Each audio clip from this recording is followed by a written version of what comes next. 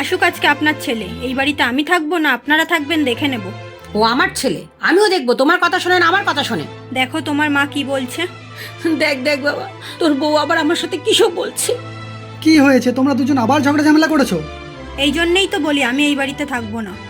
তোকে ওই জন্যই বলেছিলাম, দেখেছিস আমাদেরকে আলাদা করার চেষ্টা করছে। আমি যদি এখন এই বাড়ি ছেড়ে চলে না যাই, তাহলে তোমার বৌমা আমার নামে ডিভোর্সের কেস করবে। আর কেস করলে কিন্তু আমাকে এখন কাজবাজ ছেড়ে দিয়ে কেসের পেছনে ছুটতে হবে, তারপর খরপোশ দিতে হবে। তখন যেটুকু যা সম্পত্তি আছে, যা ইনকাম করেছি, সব চলে যাবে। এবার তুমি বলো সেটা কি ঠিক হবে? আর আমি যদি আমার মাকে ছেড়ে যাই, এই বাড়ির সব সম্পত্তি কিন্তু মায়ের নামে। আর আমরা আলাদা হলে আমাদের আলাদা খরচাও বাড়বে, আর মার সম্পত্তিও আমাকে দেবে না। এবার তুমি ভেবে দেখো, তুমি আমাকে নিয়ে আলাদা চলে যাবে কি না? আর মা, তুমিও ভেবে দেখো, আমাদের আলাদা করতে গিয়ে তুমি ডিভোর্স করাবে কি না? না বৌমা, তোমরা আলাদা হয়ে গেলে আমার ভালো লাগবে।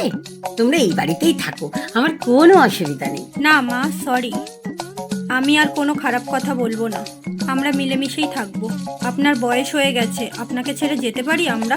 আপনি তো আমার মায়ের মতনই। শাশুড়ি বৌমার ঝামেলা মেটাতে গিয়ে অনেক ছেলেই নিজের জীবন শেষ করে ফেলে, কিন্তু মা এটা ভাবে না ছেলের ভালো থাকাই তো তার ভালো থাকা। আবার বউরাও এটা ভাবে না যে মায়েরই সন্তান, তো তাদের আমি আলাদা করে কি করে সুখে থাকবো। আর এই বোঝা না বোঝার মধ্যে দিয়ে ছেলেদের জীবনটাই নষ্ট হয়।